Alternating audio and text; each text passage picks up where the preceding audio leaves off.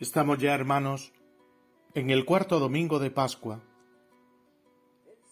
Desde que comenzamos el tiempo pascual con el domingo de Resurrección, hemos ido encontrando grandes tesoros en la palabra de Dios. Hemos visto, por ejemplo, que Cristo vivo y resucitado se aparece a los apóstoles, a María Magdalena, a los discípulos que iban camino de Emaús. Y en todas esas apariciones, Jesús quiere que aceptemos el realismo de su presencia viva. Es más, en una ocasión nos llega a decir: «Mirad, un fantasma no tiene carne y huesos, como veis que yo tengo». Hemos visto también que Cristo nos da la vida nueva. En esa conversación con Nicodemo, Jesucristo insiste: «Hay que nacer de nuevo». Hemos visto también que Cristo es el que sana, el que restaura, el que levanta a aquel paralítico en la entrada del templo de Jerusalén por boca de sus apóstoles. Cristo resucitado es también aquel que da valor a los apóstoles, incluso cuando tienen que sufrir la cárcel y la persecución por predicar su nombre.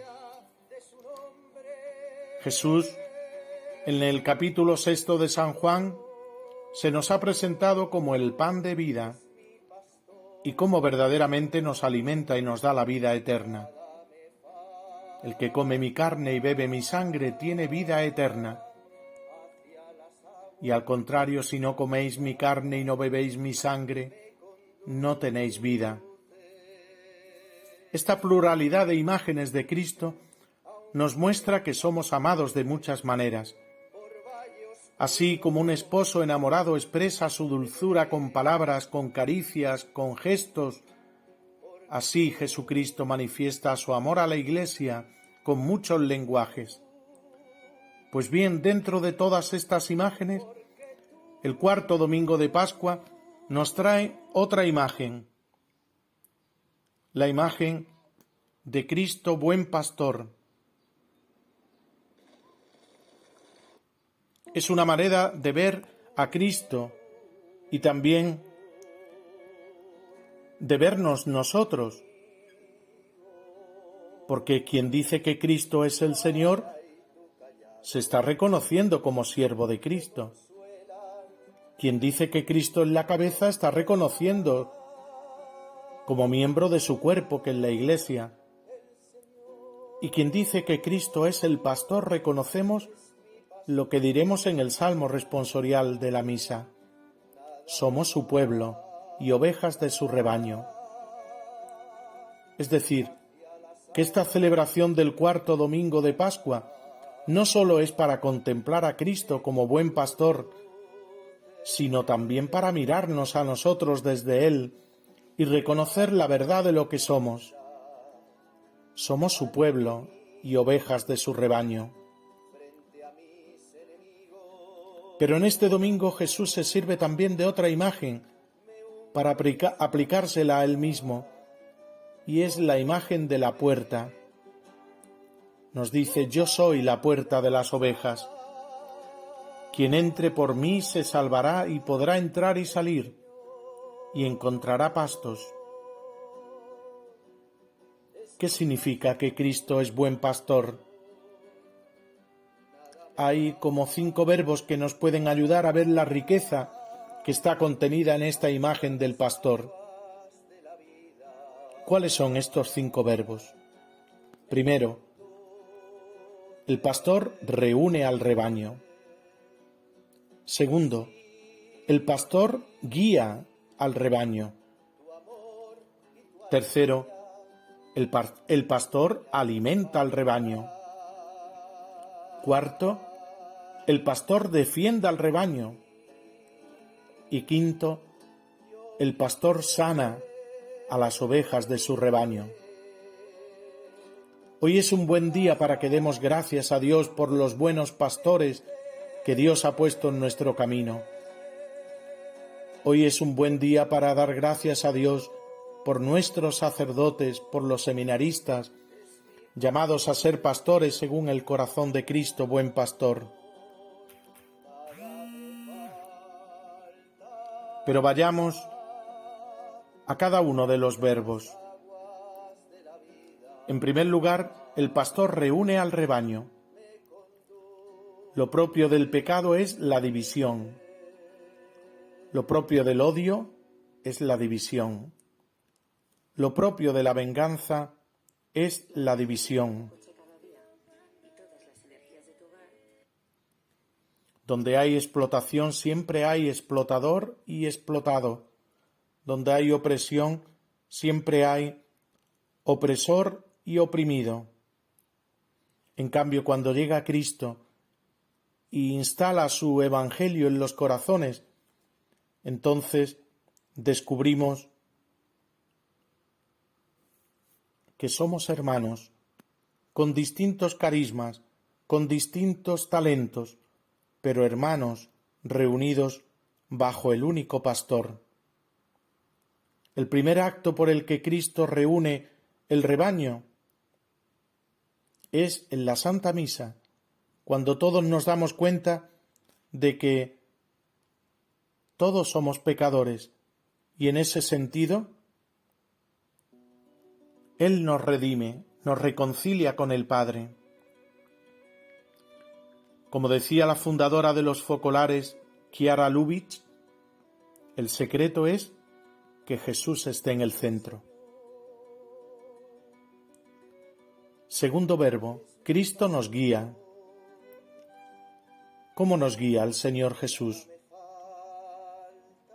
Claro que la expresión más visible es la predicación de la Iglesia. Los obispos, sacerdotes, los diáconos han recibido el encargo de predicar. Cristo nos dice: id y anunciad. Por tanto, a través de nuestros legítimos pastores, nosotros somos guiados.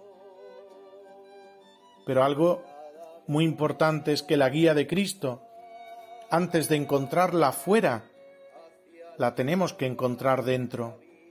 Es decir, en la voz de tu conciencia ya resuena el querer de Dios. Así nos lo enseñó claramente el Papa San Juan Pablo II. La voz de nuestra conciencia, decía él, es como un eco de la voz de Dios.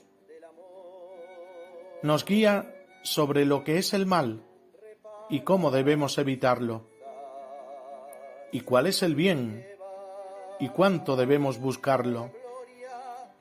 O sea, que a través de la voz de la conciencia ya nos está hablando Cristo. En las páginas de la Escritura, Jesucristo nos está hablando. Recordemos que en alguna discusión con las autoridades judías, el Señor Jesús les decía: vosotros escrutáis las Escrituras, ellas hablan de mí. Por eso un católico que se acerca a la palabra de Dios, un católico que lee con espíritu de fe y en comunión con la Iglesia la Biblia, está recibiendo la voz de Cristo. Otra voz con la que Cristo nos guía está en esa discreta pero eficaz armonía de la creación. El cielo proclama la gloria de Dios, el firmamento pregona la obra de sus manos. Es decir, Cristo nos está hablando en la hermosura de la naturaleza. Cuando vemos la creación con ojos limpios y contemplamos tanta armonía, tanto orden, tanta belleza, tanta perfección, recibimos un mensaje de Dios. El Papa Benedicto XVI nos dice que el primer mensaje de Dios lo tenemos en la creación. Por tanto, Dios nos está hablando en la Biblia, a través de la predicación de nuestros pastores, en la creación. Cristo nos está guiando. Pero ¿cuál es el propósito de esta guía? Fundamentalmente que evitemos lo que envenena y lo que destruye, y busquemos lo que alimenta y construye. Eso es lo que quiere Cristo al guiarnos. Pero ¿qué pasa si uno no es fiel a esa voz interior? Pues pasa algo muy triste, y también lo describe preciosamente el Papa San Juan Pablo II en su encíclica Veritatis Splendor, y aparece también en el Catecismo de la Iglesia Católica. Cristo me dice: no te metas por ese camino, pero quizás yo soy terco y sí me meto. Cuanto más me voy por los caminos que Cristo no quería que yo me fuera, más distante se me vuelve la voz del pastor. El que más se aleja, menos oye. Y el peligro que nos dice el Papa Juan Pablo II, ¿cuál es? Que la conciencia se va adormeciendo y cauterizando. Esto le sucede a aquellas personas que asesinan a otras, los que matan por dinero. Siempre dicen que el primer muerto es el que más cuesta, porque cuando matan por primera vez la conciencia los atormenta, no los deja dormir. A veces tienen incluso que drogarse para intentar descansar.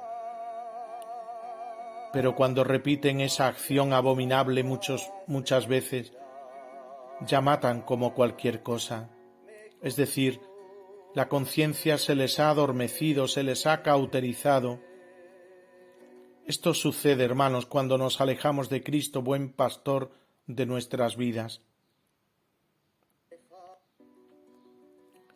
El tercer verbo es alimentar. Alimentar es aquello que nos da fuerzas. Alimentar es aquello que nos nutre, nos levanta, nos restaura. Cristo nos alimenta con su palabra, pero sobre todo nos alimenta con su cuerpo y con su propia sangre. Lo hemos escuchado en estos días: el que come mi carne y bebe mi sangre, habita en mí y yo en él.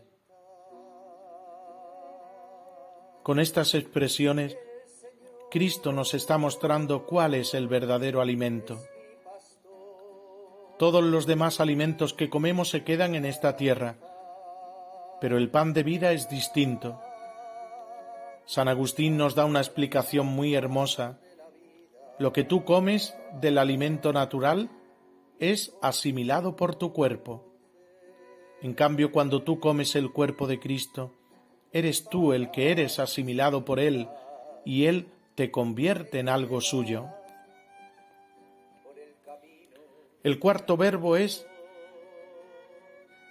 que defienda a las ovejas. Cristo, buen pastor, nos defiende. ¿Nos defiende de qué? Nos defiende del demonio, nos defiende de la tentación, nos defiende de la muerte. Qué hermoso es recordar el Salmo 91 que dice: tú que habitas al amparo del Altísimo, que vives a la sombra del Omnipotente, di al Señor: refugio mío, alcázar mío, Dios mío, confío en ti. El que está en el rebaño de Cristo está defendido. ¿Por qué? Porque el resumen de todo lo que nos puede hacer daño está en la acción maligna del demonio. Y Cristo, buen pastor, nos defiende del mal. Y quinto verbo es sanar. Cristo nos sana porque es compasivo y nos busca como aquella oveja que se perdió y Cristo fue a buscarla. Para sanarnos, Cristo quiso ser herido en la cruz, pero ahora resucitado y presente en la Eucaristía, Cristo nos sana de todas esas heridas que ha dejado en nosotros el pecado: la división, el odio, la tristeza, el resentimiento, la soberbia, el no encontrarle sentido a nuestros sufrimientos, a nuestra soledad. Nos sana del egoísmo y de la dureza de corazón para compartir con nuestros hermanos más necesitados. ¿Cuántos han encontrado y siguen encontrando hoy, hermanos, sanación en su cuerpo, pero sobre todo en su alma, al acercarse a la Eucaristía y recibir el cuerpo y la sangre de Cristo? ¿Cuántos han experimentado al comulgar con fe y con amor que Cristo les ha sanado de su incapacidad de perdonar quizás a un familiar. Entremos, hermanos, por la puerta que es Cristo,